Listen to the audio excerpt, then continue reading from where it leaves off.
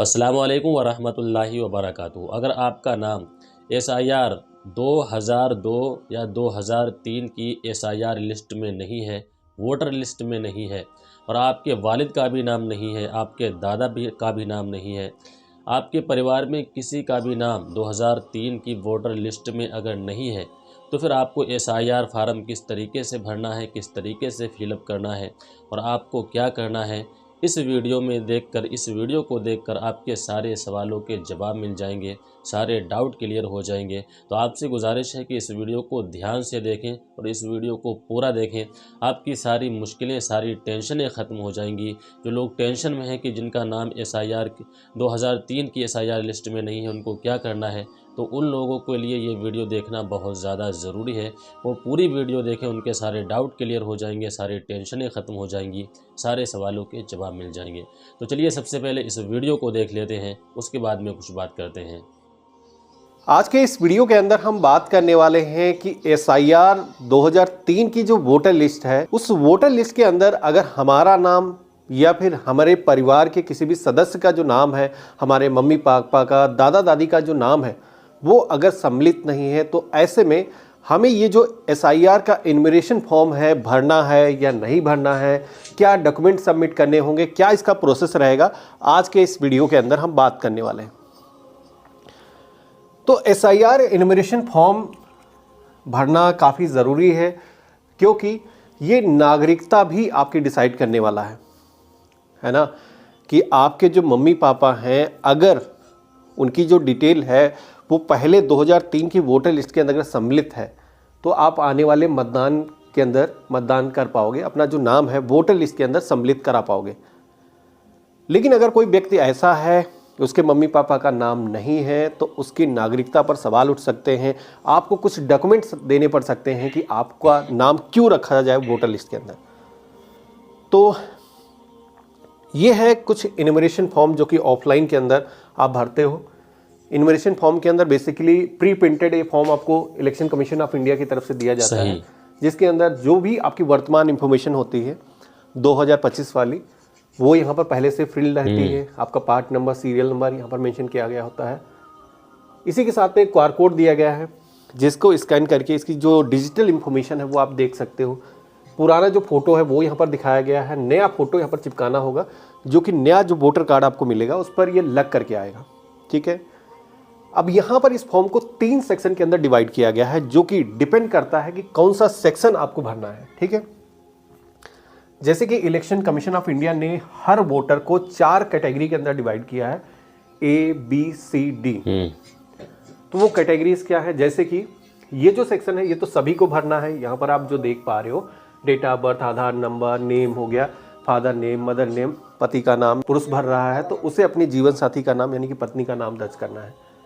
ये जो सेक्शन है ये तो बेसिक इंफॉर्मेशन का है, लेकिन मेन जो इंफॉर्मेशन दर्ज करनी है वो ये 2 सेक्शन है, यही डिसाइड करते हैं कि आपका जो नाम है मतदाता सूची के अंदर रहेगा या नहीं रहेगा, है ना। तो ये जो सेक्शन है, जैसे कि पहला सेक्शन किन लोगों को भरना है, जिनका खुद का नाम 2003 की जो वोटर लिस्ट है, कुछ स्टेट के अंदर 2002 की लिस्ट काम आती है, तो उनके अंदर अगर आपका खुद का नाम सम्मिलित है, यानी कि आप उस समय वोटर कार्ड के अंदर सम्मिलित थे 2003 के अंदर, तो ये जो सेक्शन है आपको भरना है, जिसके अंदर पुरानी जो वोटर लिस्ट है उससे आपको AC नंबर यानी कि असेंबली कॉन्स्टिट्यूंसी का जो नंबर है वो दर्ज करना है, उसका पार्ट नंबर दर्ज करना है, सीरियल नंबर यहाँ पर दर्ज किया जाएगा। अगर आपका खुद का नाम नहीं है तो ये जो सेक्शन है ये आपको फिल करने की ज़रूरत नहीं है। उस केस में आपको अपने मम्मी पापा या फिर आपके दादा दादी जो भी 2003 की वोटर लिस्ट के अंदर सम्मिलित थे, उनकी जो इन्फॉर्मेशन है वो यहाँ पर दर्ज करना है, जो कि मैंने साइड में आपको वोटर लिस्ट भी दिखा रखी है। जो भी यहाँ पर इंफॉर्मेशन मांगी जाती है, जैसे कि विधानसभा का क्षेत्र का नंबर यहाँ पर मिल जाता है, जो AC नंबर दर्ज करना है, पार्ट नंबर हर पेज पर यहाँ पर रहता है, और इसी के साथ में सीरियल नंबर, जो कि आपका नाम मान लो ये है, तो यहाँ पर जो सीरियल नंबर मेंशन किया गया है ये आपको दर्ज करना है। ठीक है। अब मेन कंसर्न ये है कि मान लो ये जो फॉर्म है, जब हम भरने के लिए आते हैं, हम वोटर लिस्ट को चेक करते हैं, लेकिन हमारा जो नाम है वो वोटर लिस्ट के अंदर मौजूद नहीं है, तो क्या करना होगा। तो देखो यहाँ पर मैंने ऑनलाइन इन्यूमरेशन फॉर्म जब भरने को ट्राई किया तो मैंने यहाँ पर एक ऑप्शन मिलता है कि जैसे हम यहाँ पर सेलेक्ट कर देते हैं कि मेरा जो नाम है या फिर हमारे मम्मी पापा का जो नाम है वो लिस्ट के अंदर अगर सम्मिलित नहीं है तो तीसरा जो ऑप्शन मिलता है इस पर आपको टिक करना है। जैसे आप टिक करते हो तो ये जो सेक्शन है मम्मी पापा की डिटेल दर्ज करने का या फिर खुद की इंफॉर्मेशन दर्ज करने का, लास्ट एसआईआर जो 2002-2003 की लिस्ट है उसका जो डेटा है जो दर्ज करने का ऑप्शन आपको ऑनलाइन मिलता है, ये जो ऑप्शन है आप देखोगे कि यहाँ पर हट जाता है। फिर आपको जो पर्सनल इंफॉर्मेशन है जो फिजिकल फॉर्म के अंदर पहला जो ऊपर इंफॉर्मेशन सेक्शन होता है वही इंफॉर्मेशन आपको दर्ज करना है। तो अगर आपका जो नाम है मतदाता सूची के अंदर 2003 वाली के अंदर मौजूद नहीं है तब भी आपको अपना जो इन्यूमरेशन फॉर्म है वो भरना है। सही। मैंने इसके बारे में इलेक्शन कमीशन ऑफ इंडिया के जो ऑफिसर्स हैं अपने डिस्ट्रिक्ट के उनसे मैंने बात भी किया। मैंने पूछा कि अगर ऐसा कुछ सिनेरियो बनता है कि उस व्यक्ति के मम्मी पापा का भी नाम नहीं मिल पा रहा, खुद का नाम भी नहीं है, तो ऐसे में इसको क्या करना है। तो देखो इन्यूमरेशन फॉर्म सभी लोगों को भरना है जो भी यहाँ पर दिखाए गए हैं। जैसे कि ये सेक्शन मिलता है नीचे वाला, अगर मान लो कि आपकी डिटेल लास्ट वोटर लिस्ट के अंदर मौजूद नहीं है तो ये जो सेक्शन है नीचे वाले दोनों आपके केस में नहीं भरे जाएंगे, क्योंकि इन्यूमरेशन फॉर्म अगर आपका 2025 की जो मतदाता सूची है उसके अंदर अगर नाम सम्मिलित है तो सभी का आएगा, आपके घर के पते पर आएगा। अगर नहीं आता है तो आप ऑनलाइन भी भर सकते हो। ऐसा है कि इलेक्शन कमीशन ऑफ इंडिया की तरफ से सभी जो बीएलओ हैं उनको निर्देशित किया गया है कि जितने भी वोटर हैं सभी को इन्यूमरेशन फॉर्म उनके घर के पते पर डिलीवर किया जाए। तो बीएलओ आपका लेकर के आएगा। अगर नहीं लेकर के आता है तो इससे पहले मैंने वीडियो बनाया था कि कैसे आप खुद से भी भर सकते हो, क्योंकि खुद से आप जब भरते हो तो ट्रांसपेरेंसी रहती है कि आपने क्या डिटेल दर्ज करी है और आपकी जो इन्फॉर्मेशन है वो डिजिटल तरीके से फेच होकर के आ जाती है। क्योंकि लास्ट वीडियो देख लेना, मैं वीडियो के डिस्क्रिप्शन में दे दूंगा कि कैसे आप घर बैठे ऑनलाइन खुद से भर सकते हो। लेकिन कंसर्न ये है कि जैसे कि मान लो हमारा नाम नहीं है, मम्मी पापा का नाम नहीं है, तब भी इन्यूमरेशन फॉर्म आपको भरना है। जो इन्फॉर्मेशन आपको बन पाती है, जो इन्फॉर्मेशन मिल पाती है, जैसे कि यहाँ पर कई सारे सेक्शन दिख रहे हैं, तो नीचे की इन्फॉर्मेशन आपको नहीं मिल रही है, ना आपका खुद का नाम था ना फिर मम्मी पापा का आपका नाम था। लेकिन यहाँ पर जो सेक्शन दिया गया है आपको आधार नंबर, डेट ऑफ बर्थ, ये सारी इन्फॉर्मेशन आपको दर्ज करना है। इसी के साथ में फादर नेम, गार्जियन नेम यहाँ पर दर्ज करना है। उनका जो ईपिक नंबर है यानी कि वोटर आईडी कार्ड नंबर, वो भी यहाँ पर मांगा जाता है। तो अगर आपको पता है अगर पहले आपके मम्मी पापा ने कभी मतदान किया है, उनका वोटर कार्ड अगर मौजूद है तो उसकी डिटेल आप यहाँ पर दर्ज कर सकते हो। ठीक है। इसी के साथ में मदर का जो ईपिक है वो भी वहाँ पर मांगा जाता है। तो किसी की भी डिटेल अगर आपको मिल पा रही है, जैसे कि आपके जीवन साथी हैं, आपके पति की इंफॉर्मेशन मिल पा रही है लेकिन मम्मी पापा की इंफॉर्मेशन नहीं मिल पा रही, तो वो इंफॉर्मेशन आपको फिल करके इस फॉर्म को सबमिट करना ही है। सही। इलेक्शन कमीशन ऑफ इंडिया की तरफ से जितने भी वोटर्स हैं उनको हिदायत दी गई है कि ये जो फॉर्म है अभी जैसे कि इन्यूमरेशन फेज जो चल रहा है, जिसमें कि जो बीएलओ हैं आपके घर के पते पर आएंगे या फिर खुद से भी आप इन्यूमरेशन फॉर्म ऑनलाइन भर सकते हो, वो जो प्रोसेस है अभी चल रहा है। जैसे कि आप यहाँ पर डेट देखोगे कि ये फेज़ अभी चल रहा है जो कि 4 नवंबर से लेकर के 4 दिसंबर तक ये जो काम है चलेगा। इलेक्शन कमीशन ऑफ इंडिया का कहना है कि इस बीच में हम किसी भी व्यक्ति से कोई भी दस्तावेज नहीं मांगेंगे, यानी कि आपको अपने पहचान के या फिर पते के कोई दस्तावेज नहीं देने हैं कि हमें एक इंडियन सिटीजन है। यहाँ पर केवल आपको मैचिंग करनी है। जो मैंने आपको दिखाया था, इससे पहले वीडियो भी बनाया था कि कैसे फिजिकल फॉर्म भर सकते हो, ऑनलाइन कैसे भर सकते हो, तो वही काम आपको करना है। डिटेल मिल पा रही है तो भरना है, नहीं मिल पा रही है तो भरना है। लेकिन जैसे कि मैंने दिखाया कि ऑनलाइन जब आप भरने के लिए जाते हो तो गवर्नमेंट अभी कोई दस्तावेज नहीं मांग रही है। तो यहाँ पर कहा जा रहा है, ये जैसे कि मैंने डिस्कशन भी किया कि आगे का प्रोसेस होगा क्या, तो यहाँ पर जैसे कि बताया गया है कि 4 दिसंबर 2025 को इसकी एक ड्राफ्ट इलेक्शन वोटर लिस्ट जो है पब्लिश होगी, जो कि होगी 9 दिसंबर, यानी कि 4 दिसंबर को ये कैंपेन ख़त्म होगा। उसके बाद में 5 दिन बाद ये जो वोटर लिस्ट है वो पब्लिश होगी, जिसके अंदर जितने लोगों ने भी अपना जो इन्यूमरेशन फॉर्म है वो भरा होगा उनका जो नाम है मतदाता सूची के अंदर रहेगा। बाकी यहाँ पर एक ऑप्शन यहाँ पर जैसे कि आप देख पा रहे हो, अगला जो चरण होगा जहाँ पर बताया जा रहा है क्लेम एंड ऑब्जेक्शन पीरियड। ये पीरियड क्या रहेगा, तो 9 दिसंबर से लेकर के 8 जनवरी 2026 ये पीरियड ऐसा रहेगा जहाँ पर कोई भी दावा कर सकता है, ऑब्जेक्शन कर सकता है कि हमारा जो नाम है मतदाता सूची से क्यों हटाया गया। कई बार होता है कि इन्यूमरेशन फॉर्म अगर आप गलत भर देते हो, सही से इंफॉर्मेशन नहीं दर्ज करते हो, तो ऐसे में इंफॉर्मेशन के आपके रिकॉर्ड मैच नहीं करते हैं, तब भी आपका जो नाम है वो हट सकता है। इसी के साथ में मान लो आपने भरा ही नहीं, बहुत सारे लोगों को अभी भी अवेयरनेस नहीं है, हालांकि हम लोग वीडियो के माध्यम से सभी को अवेयर कर रहे हैं, तो ये काम करना काफ़ी ज़रूरी है, क्योंकि बात केवल मतदान की नहीं आ रही, फ्यूचर के अंदर हमारी जो सिटीजनशिप है उस पर भी एक धब्बा लग रहा है कि हाँ, हम एक इंडियन सिटीजन है, हम फ्यूचर के अंदर अपने बच्चों का अगर नाम इनरोल करेंगे तब भी हमें यहाँ पर साबित करना होगा कि हम एक इंडियन सिटीजन हैं।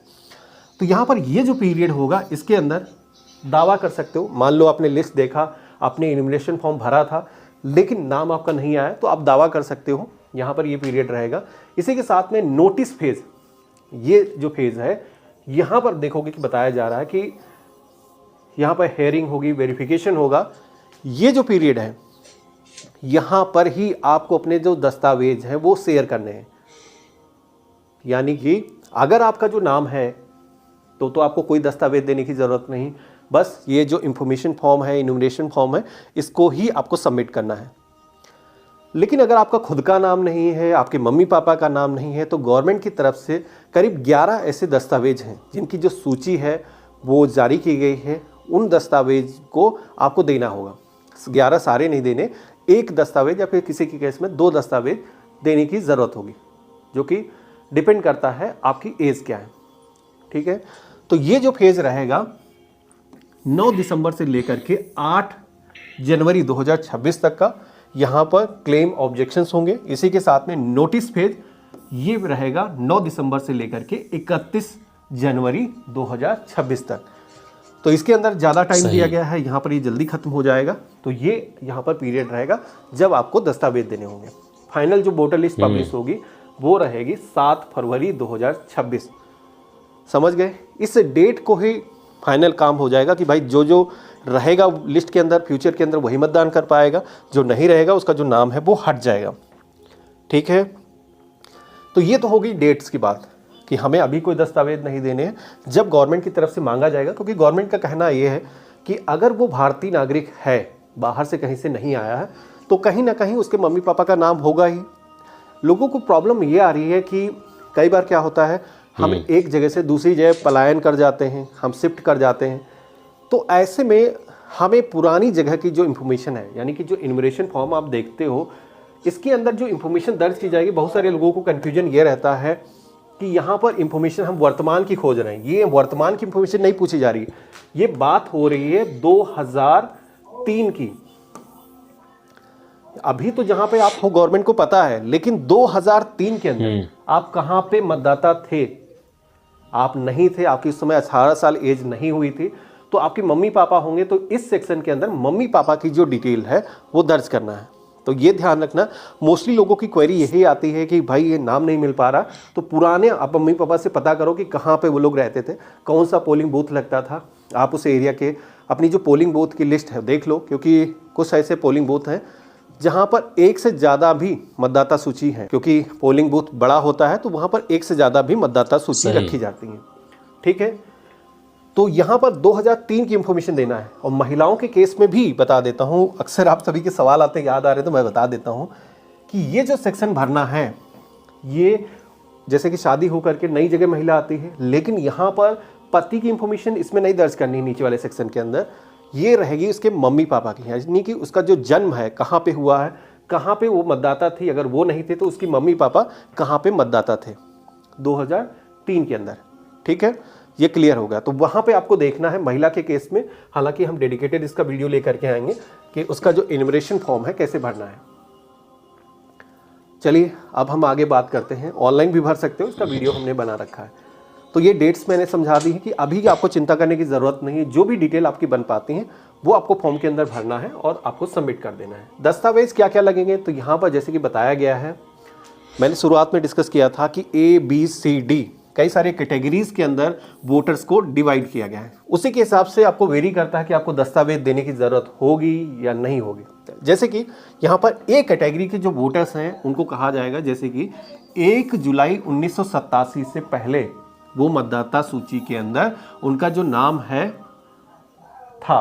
ठीक है, तो ऐसे में क्या है कि आपको कोई दस्तावेज देने की ज़रूरत नहीं है, आपको सिर्फ पुरानी जो वोटर लिस्ट है, जैसे कि जहाँ पर भी नाम था, मैंने वोटर लिस्ट डाउनलोड करने का तरीका दिखाया था, वो पेज की फोटोकॉपी आपको देनी है, आपको लाइन खींच देना कि ये हमारा नाम है, ठीक है, बस काम इससे हो जाएगा। दूसरी कैटेगरी के जो वोटर्स हैं 1 जुलाई 1987 से पहले उनका जन्म तो हुआ था, लेकिन उनका जो नाम है मतदाता सूची के अंदर मौजूद नहीं है।